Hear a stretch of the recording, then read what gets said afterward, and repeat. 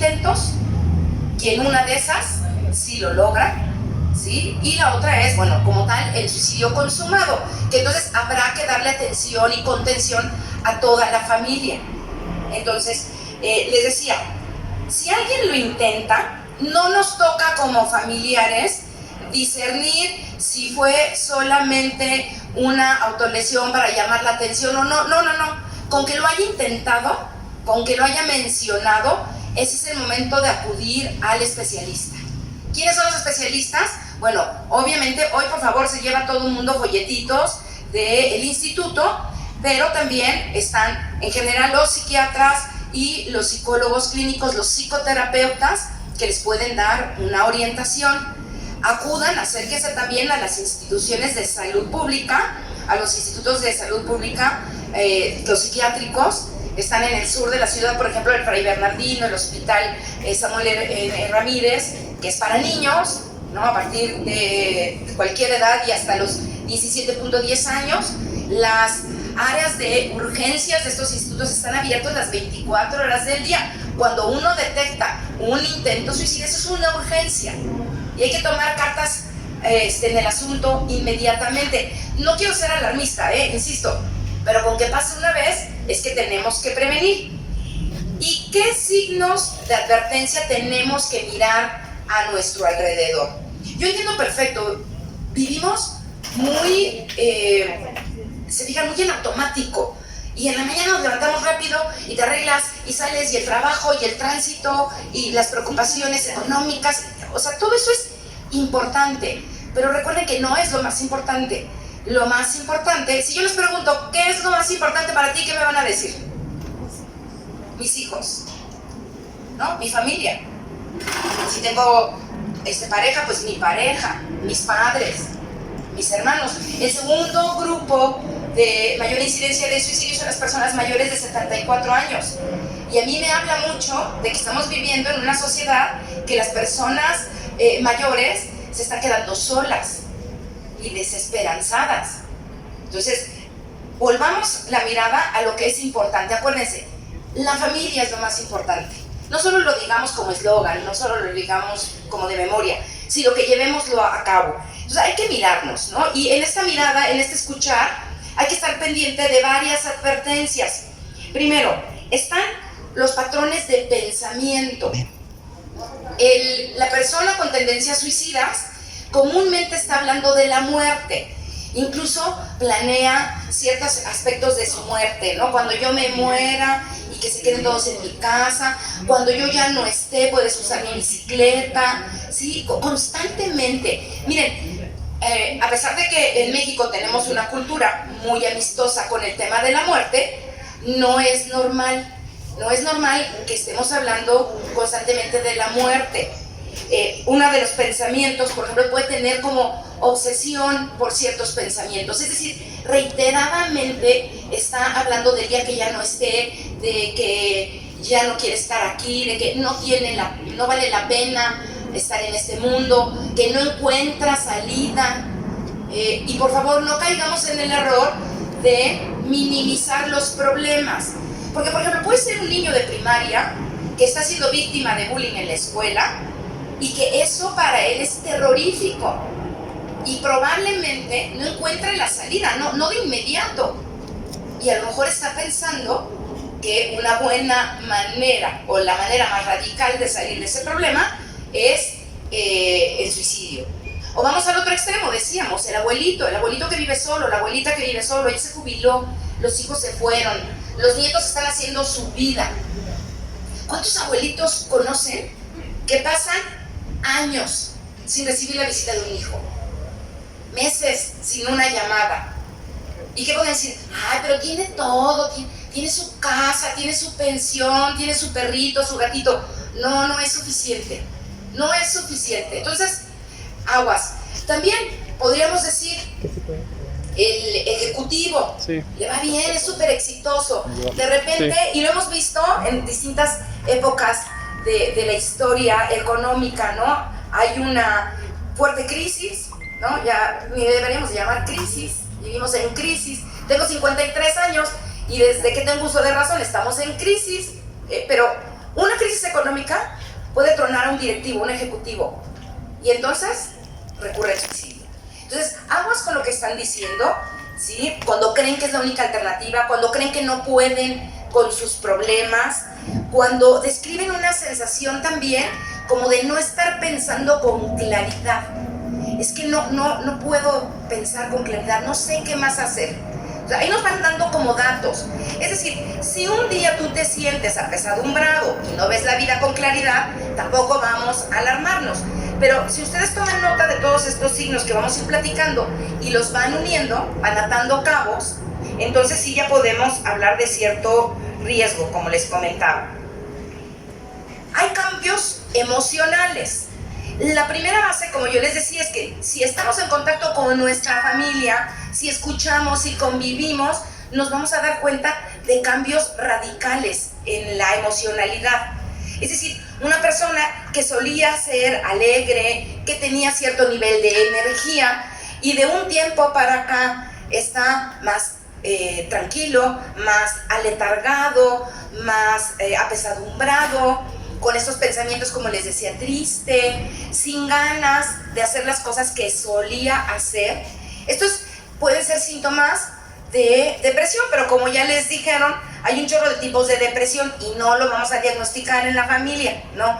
Pero sí detectar estos cambios. A veces son sutiles, pero son graduales. Y entonces la persona empieza a tener estos cambios, ¿no? Otra manera de detectar estos signos tempranos puede ser la irritabilidad. No todas las depresiones se muestran como un ánimo lloroso, con este ánimo triste y abatido. Muchas veces estar muy irritable, como muy rencoroso, ¿no? Ya están como empezando a detectar algunas personas que conocen, esas personas que les pasa algún evento y se quedan como muy rencorosos en este evento, ¿no? Es que si no me hubiera hecho esto, si no hubiera hecho aquello, ¿no? Todas estas cosas, ¿no? También la ansiedad a veces acompaña a las personas con tendencias suicidas. Es muy común que sean personas muy ansiosas. ¿Cómo lo vamos a detectar? Bueno, que va más allá de los eventos de la vida cotidiana. No se los pasa a verlo yo para contárselo, yo vengo de muy lejos y pues sí, ya después de una hora de estar conduciendo ya venía yo ansiosa, angustiada por no llegar a tiempo. Pero se me pasa el evento y se te pasa. Y esto es normal para todos nosotros. Pero se han fijado que hay algunas personas, o quizá a ti te esté pasando, que tienes esta sensación como de que algo malo va a pasar, que es continuo, que te da miedo salir a la calle, que te da miedo enfrentar las situaciones cotidianas, como puede ser el trabajo, la escuela. Entonces, hay que estar como muy atentos a este tipo de situaciones. Muchos de los pacientes que pueden tener cierto riesgo suicida, experimentan intensísimos sentimientos de culpa o de vergüenza. Como vamos a ver en un ratitito, puede ser que sobrevenga este pensamiento o esta ideación suicida después de un acontecimiento severo, de un acontecimiento grave, en el cual a lo mejor hubo la pérdida de otra persona amada, a lo mejor en un accidente, de alguna otra manera, y la persona con tendencia suicida empieza a pensar que fue su culpa, que lo pudo haber evitado, y busca la manera de terminar con este dolor, su dolor por su propia culpa, por su propia vergüenza, tratando de quitarse la vida. Les decía yo, hay advertencias verbales. Nunca desestimemos cuando una persona nos dice que pretende quitarse la vida, que el mundo sería mejor sin él. ¿Qué otra cosa dice? Mejor no hubiera nacido, ¿sí? Otras de las cosas que dicen, ya no puedo lidiar con mis problemas, ¿sí? Estoy tan solo que debería morir. Directamente lo dicen. Nadie me entiende, nadie siente como yo. Y estrictamente hablando, ¿saben qué? Sí es cierto, por eso hay que hacerles caso, ¿sí? Siento que no hay otra salida. E insisto, esto es independiente de la problemática. No caigamos en el error de pensar, bueno, pero tienes todo en la vida, tienes una familia que te quiere, tienes una buena casa, tienes, no sé, estudio. No me imagino yo. no caigamos en eso, porque acuérdense, llega un momento en que la persona en riesgo suicida de verdad pierde el control sobre lo que siente y se vuelve lo que llamamos los psicólogos su vista como de túnel, no alcanza a ver más allá, no ve soluciones a sus problemas. Por supuesto que muchos de ellos dicen, no estaría mejor muerto, todo sería mejor sin mí, todos van a estar mejor sin mí. De repente me he topado con situaciones. Alguna vez atendí una crisis, yo atiendo también crisis en empresas, crisis severas, cuando hay accidentes, asaltos, secuestros, asesinatos, muertes súbitas. Yo entro a las empresas y en una gran empresa, no saben el tamaño de la empresa, estaban con mucha presión del gobierno y uno de los grandes directivos pues tomó esta decisión, se suicidó, ¿no? Y lo hizo en una situación de trabajo. Estaban impactadísimos todos los demás. Y el CEO, el presidente de la empresa, lloraba como un niño chiquito y decía, ¿cómo no hice nada? ¿Cómo no lo pude detectar? ¿No? Bueno, pues por eso llevamos esta información. Con esto le quiero decir que esto sucede en cualquier familia, cualquier medio social, económico, instrucción, preparación, no discrimina. Entonces no perdamos de vista este tipo de situaciones. Otro momento que es crítico, si tenemos un familiar que ya sabemos que tiene una depresión, que a lo mejor ya pasó por esta fase de mencionar el suicidio, que más o menos empezó cierto tratamiento, muchos de ellos abandonan sus tratamientos porque ya se sienten, entre comillas, bien. Aguas, no son tratamientos a corto plazo. No es que voy al psicólogo hoy, dos platicaditas con el psicólogo y me tomo mi medicamento 2 semanas y ya estoy curado. No, estas cosas son a largo plazo, porque corremos un riesgo muy grande, que después de la emergencia se atiende, aparentemente se resuelve, y cuando está mejor la persona o con una aparente mejoría es cuando sobreviene el suicidio. Entonces hay que tener mucho cuidado. Si tenemos un familiar que sí sabemos que tiene un diagnóstico psiquiátrico de depresión o de ansiedad, o si no lo tiene pero que sí lo hemos visto en esta situación, hay que apoyarlo mucho para que continúe con su tratamiento. ¿Cuánto tiempo?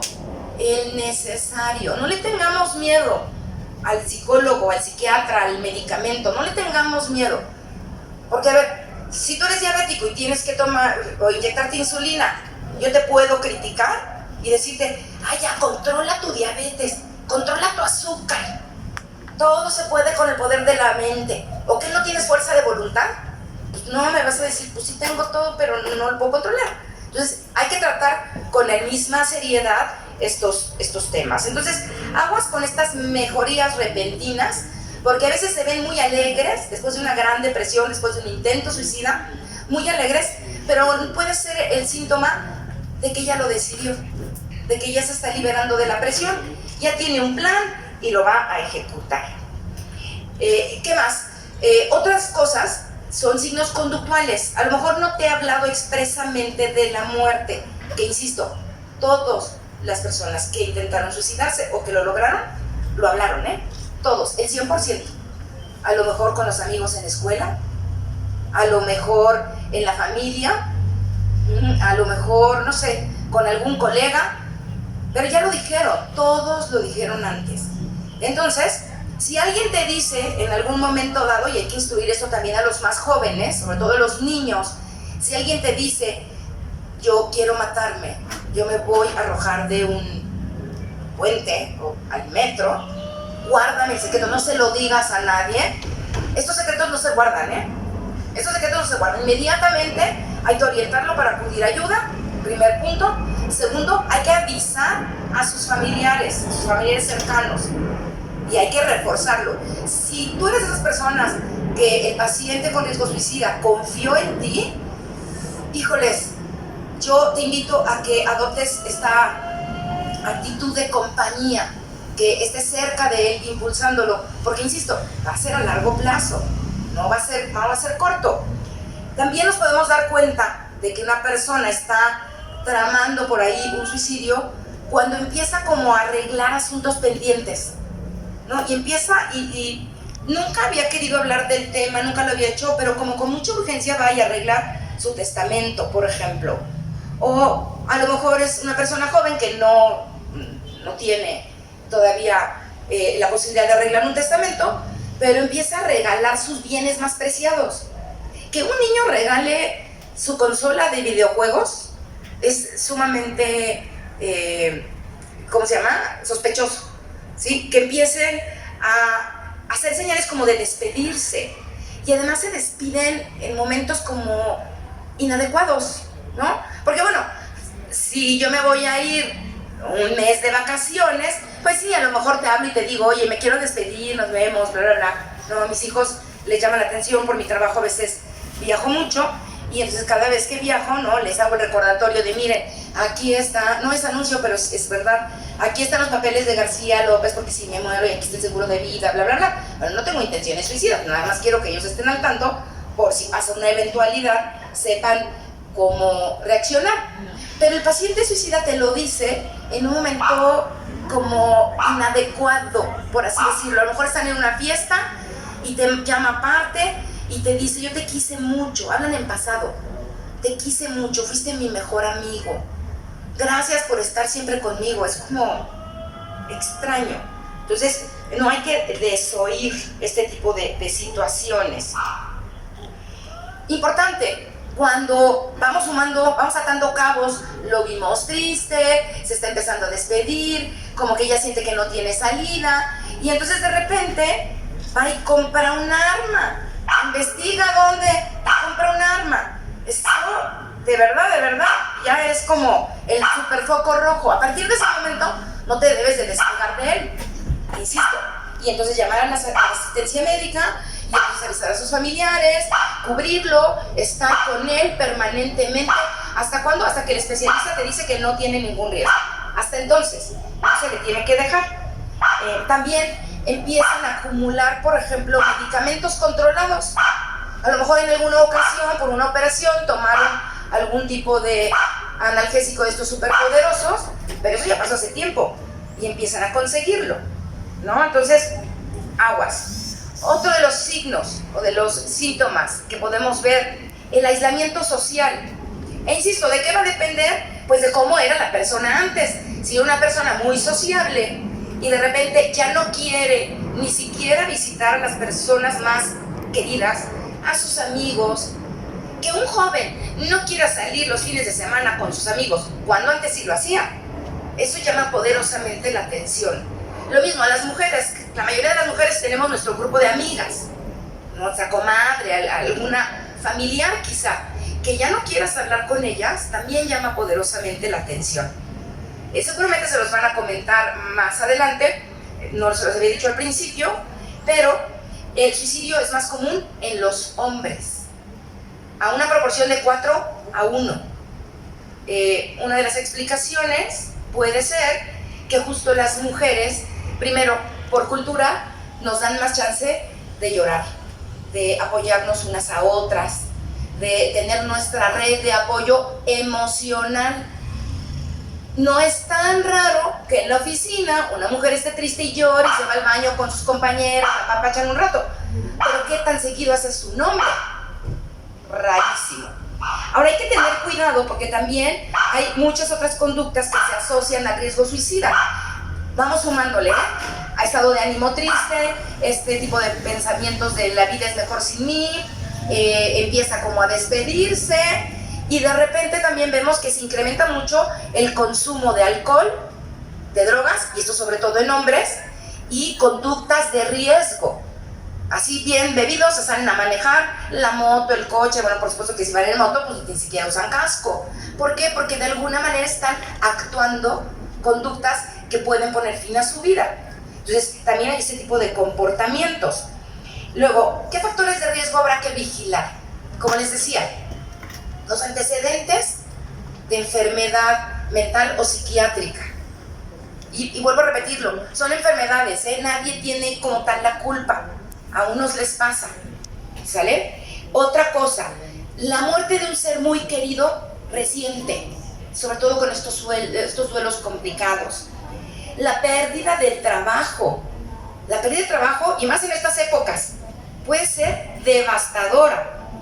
Una enfermedad crónica o grave. Muchos de los adultos que optan por el suicidio fueron diagnosticados con alguna enfermedad crónica o grave. Y entonces dicen, ¿saben qué? Yo lo que no quiero es sufrir. O lo que no quiero es darle molestias a mis familiares. Esta es otra, ¿no? Eventos muy estresantes. Entre ellos yo pondría dos.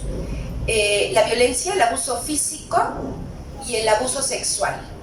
Es bien común en las víctimas de violación que se depriman tanto que lleguen a tener ideación suicida. Es bien común. Hay que tener en cuenta, como les decía, los antecedentes de la familia. En las familias que ya hubo un suicidio, es más probable que otro miembro de la familia lo llegue a pensar. Entonces hay que vigilarnos.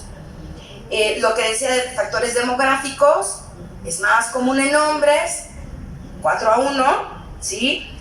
La edad, decíamos, hay que cuidar a nuestros niños. De verdad, los niños son lo más grande, lo más bello que tenemos.